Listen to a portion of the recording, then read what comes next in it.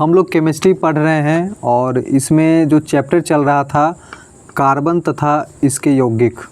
तो कार्बन और उसके यौगिक में हम लोग कहाँ तक पढ़े थे?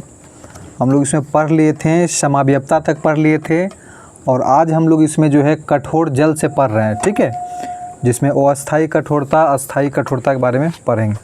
तो देखिए जल दो तरह का होता है, मृदु जल और कठोर जल। हाँ, सॉफ्ट वाटर और हार्ड वाटर। तो मृदु जल यानी सॉफ्ट जल और कठोर जल। तो मृदु जल और कठोर जल। मृदु जल किसको बोलेंगे? मृदु जल बोलेंगे जो साबुन और अपमार्जक दोनों में क्या होता हो, झाग देता हो, ठीक है। मृदु जल उसको बोलेंगे जिसमें साबुन और अपमार्जक क्या देता हो, झाग देता हो, उस जल को हम लोग मृदु जल बोलेंगे। कठोर जल किसको बोलेंगे? तो जिस जल में साबुन झाग नहीं देता हो, केवल अपमार्जक झाग देता है, ठीक है। कठोर जल में अपमार्जक झाग देता है, हाँ, और मृदु जल में साबुन अपमार्जक दोनों झाग देगा और कठोर जल में केवल अपमार्जक झाग देगा, साबुन झाग नहीं देगा। अब सुनिए, कठोर जल जो है, कठोर जल दो प्रकार के, अस्थायी कठोर, अस्थायी कठोरता और अस्थायी कठोरता, अस्थायी कठोरता और अस्थायी कठोरता। तो अस्थायी कठोरता किसके कारण होता है? अस्थायी कठोरता किसके कारण? तो कैल्शियम और मैग्नीशियम के बाइकार्बोनेट के कारण। कैल्शियम और मैग्नीशियम के बाइकार्बोनेट के उपस्थिति के कारण जल क्या होता है? अस्थायी कठोर होता है। तो अस्थायी कठोरता किसके कारण होता है? कैल्शियम और मैग्नीशियम के बाइकार्बोनेट, कैल्शियम और मैग्नीशियम के बाइकार्बोनेट के उपस्थिति के कारण। इसका उपचार कैसे कर सकते हैं? अस्थायी कठोरता को ख़त्म कैसे कर सकते हैं? तो जल को उबाल दीजिए, जल को उबालने से भी अस्थायी कठोरता ख़त्म हो जाएगा। या फिर क्या कीजिए, इसमें कैल्शियम हाइड्रोक्साइड मिला दीजिए, कैल्शियम हाइड्रोक्साइड मिला दीजिए, ठीक है, कैल्शियम हाइड्रोक्साइड CaOH का होल 2, जिसको हम लोग क्या कहते हैं, इसको बुझा हुआ चूना भी बोलते हैं। CaOH का होल 2 को बुझा हुआ चूना भी कहते हैं, ठीक है।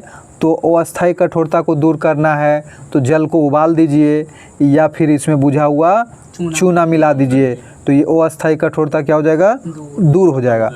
और अस्थायी कठोरता को दूर करने की विधि को क्या बोलते हैं? कलार्फ विधि। हाँ, अस्थायी कठोरता को दूर करने की विधि को कलार्फ विधि, कलार्फ विधि। अब सुनिए, अस्थायी कठोरता किसके कारण होता है? तो अस्थायी कठोरता जो होता है कैल्शियम या मैग्नीशियम का सल्फेट या क्लोरेट या फिर नाइट्रेट के उपस्थिति के कारण। कैल्शियम या मैग्नीशियम के सल्फेट या क्लोरेट या नाइट्रेट, कुछ भी रह सकता है।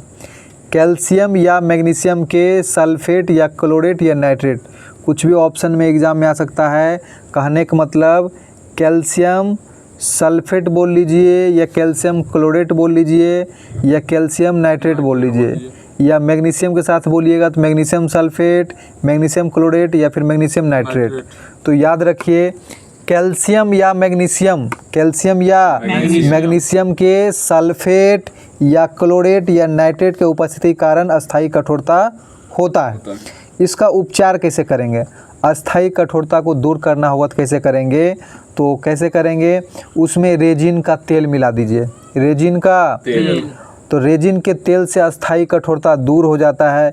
या फिर क्या कीजिए, आप सोडियम कार्बोनेट को मिला दीजिए, सोडियम कार्बोनेट मतलब धोने वाला सोडा। अस्थायी कठोरता को दूर करने के लिए धोने वाला सोडा मिला दीजिए या फिर रेजिन का तेल मिला दीजिए, तो अस्थायी कठोरता दूर हो जाएगा, अस्थायी कठोरता दूर हो जाएगा। और अस्थायी कठोरता को दूर करने की विधि जो है, इसका दो नाम है, दो तरह का विधि है। एक है परम्यूटेट विधि, अस्थायी कठोरता को दूर करने का विधि का नाम परम्यूटेट विधि, और एक है जियोलाइट विधि, जियोलाइट विधि या फिर परम्यूटेट विधि। अब सुनिए, साबुन किसे कहते हैं? साबुन, सोप। तो साबुन बनाने की विधि को साबुनीकरण कहते हैं। साबुन बनाने की विधि को साबुनीकरण कहते हैं। साबुन का निर्माण कैसे होता है? तो लंबी श्रृंखला वाला उच्च स्तरीय अम्ल के सोडियम या पोटेशियम लवण के व्युत्पन्न को साबुन कहते हैं। साबुन का निर्माण कैसे होता है? लंबी श्रृंखला वाले उच्च बसीय अम्ल के सोडियम या पोटेशियम लवण के व्युत्पन्न को साबुन कहते हैं। क्या कहते हैं? साबुन। ठीक है। साबुन बनाने में कौन कौन सा अम्ल का प्रयोग करते हैं? तो साबुन बनाने के लिए 3 तरह का अम्ल का प्रयोग करते हैं। एक तो है पामिटिक अम्ल, दूसरा है अस्टेरिक अम्ल, तीसरा है ओलेइक अम्ल। तो साबुन बनाने के लिए कौन कौन सा अम्ल? पामिटिक अम्ल, अस्टेरिक अम्ल और ओलेइक अम्ल। ठीक है, ये सब अम्ल का प्रयोग करते हैं।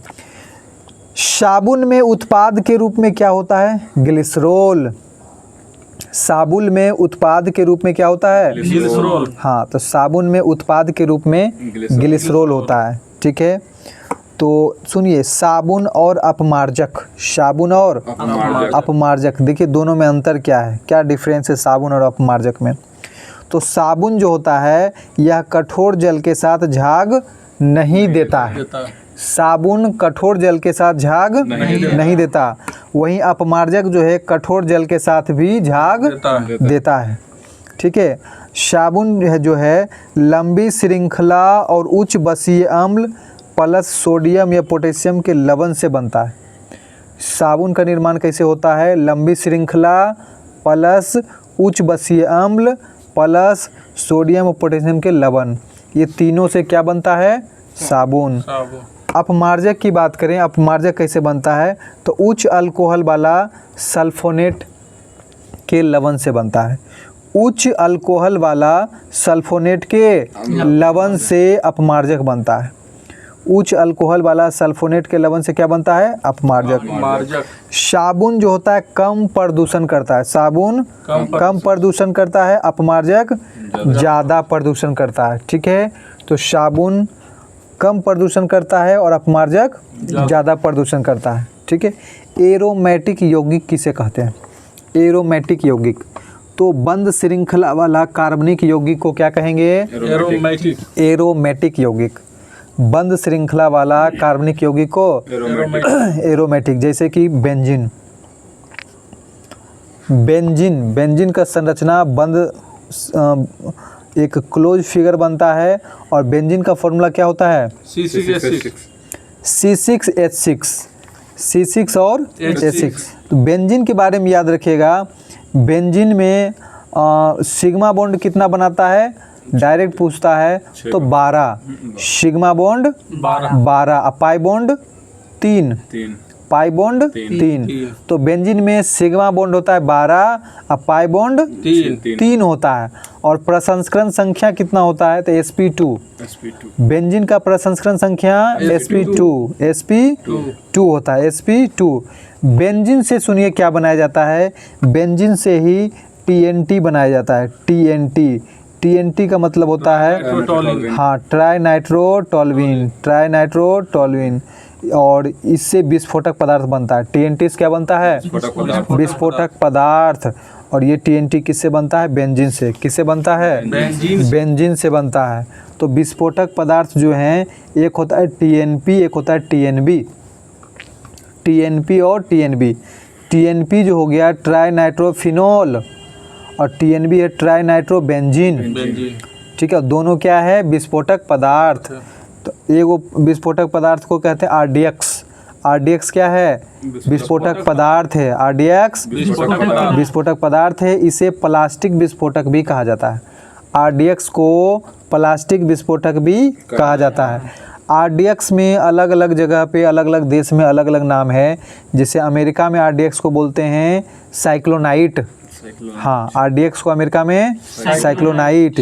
इटली में RDX को क्या बोलते हैं? T4। RDX को इटली में T4। जर्मनी में RDX को क्या बोलते हैं? हेक्सागोन। जर्मनी में RDX को क्या बोलते हैं? हेक्सागोन। और ठीक है, तो जर्मनी में क्या बोलते हैं? हेक्सागोन। इटली में T4 और अमेरिका में साइक्लोनाइट। RDX का फुल फॉर्म बताइए। Research development and explosive. Research development and explosive, ठीक है। अब सुनिए फ्लोरीन क्या है? फ्लोरीन। फ्लोरीन में कार्बन की संख्या कितना होता है? 60। फ्लोरीन नहीं है, फ्लोरीन। फुलरीन। फुलेरीन होगा। हाँ, फुलेरीन ये कार्बन का क्या है? अपरूप, ठीक है। फुलेरीन, फुलेरीन, ठीक है। तो सुनिए RDX के बाद क्या है? फुलेरीन। RDX के बाद फुलेरीन। तो फुलेरीन में कार्बन की संख्या कितना होता है? 60। हाँ, फुलेरीन जो है कार्बन का अपरूप है। फुलेरीन कार्बन का अपरूप है। अब फुलेरीन में कार्बन की संख्या कितना होता है? 60 होता है। फुलेरीन में कार्बन की संख्या 60। और इसका आकृति कैसा होता है? फुलेरीन का फुटबॉल की तरह। फुलेरीन का आकृति कैसा होता है? फुटबॉल की तरह। इसको बक्की बॉल कहते हैं, ठीक है। बक्की बॉल। हाँ, बक्की बॉल की तरह कौन होता है? फुलेरीन। बक्की बॉल की तरह फुलेरीन। हाँ, इसमें षटफलकीय आकार और पंचफलकीय आकार, जो फुटबॉल का आकृति बनता है उसमें षटफलकीय मतलब 6 फलक वाला आकार भी होता है और 5 फलक वाला भी आकार होता है। तो षटफलकीय आकार जो होता है कितना होता है? 20 होता है उसमें, ठीक है। टोटल 20 होता है षटफलकीय वाला, और पंचफलकीय वाला होता है 12, याद रखिएगा। फुलेरीन जो बनता है, जिस तरह आप फुटबॉल देखते हैं वो फुलेरीन है, तो उसमें आकृति 2 तरह का बना होता है। एक षटफलकीय जिसकी संख्या 20 होता है, और पंचफलकीय 12 होता है, ठीक है। पंचफलकीय 12 और षटफलकीय 20 होता है। DDT डाइक्लोरो-डाइफिनाइल ट्राइक्लोरोइथेन, ठीक है। DDT का फुल फॉर्म क्या होता है? डाइक्लोरो-डाइफिनाइल और ट्राइक्लोरोइथेन, ठीक है। इसका अन्य नाम है लिंडेन। DDT का अन्य नाम लिंडेन। DDT का खोज किसने किया? Paul Müller.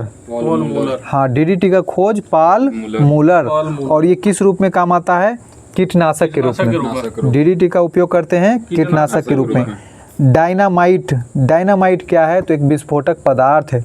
डायनामाइट विस्फोटक पदार्थ है, और ये जो निर्माण होता है किससे होता है? तो TNG से। हाँ, डायनामाइट TNG से निर्माण होता है।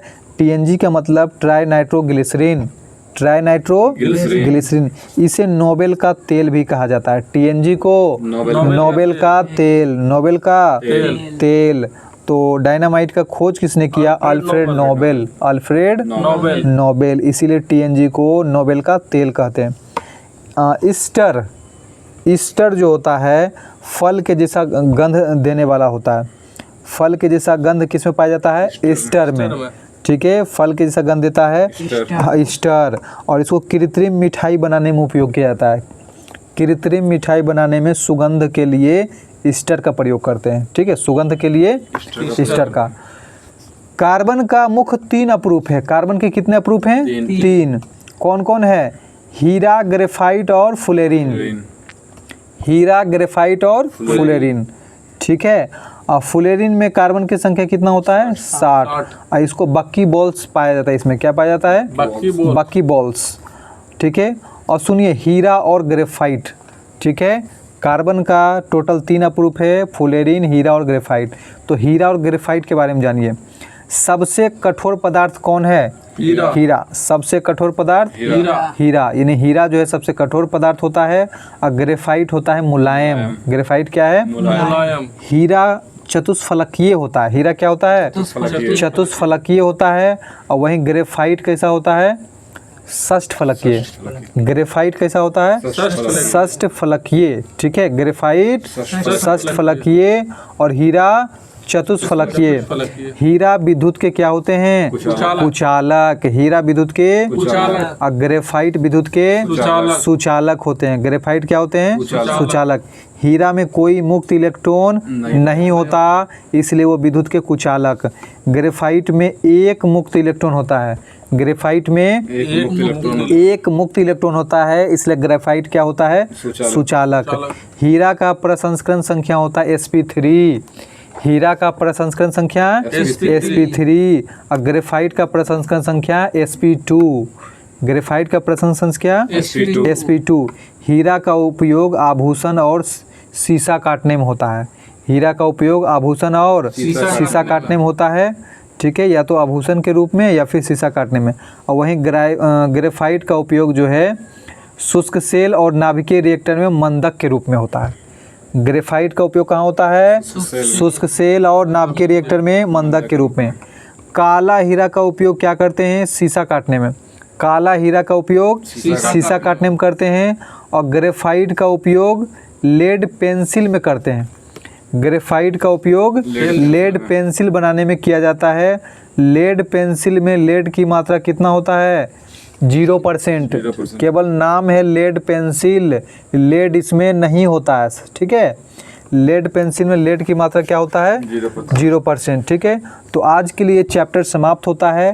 कार्बन और उसके यौगिक जो पढ़ रहे थे हम लोग, पूरी तरह से ये समाप्त हो गया।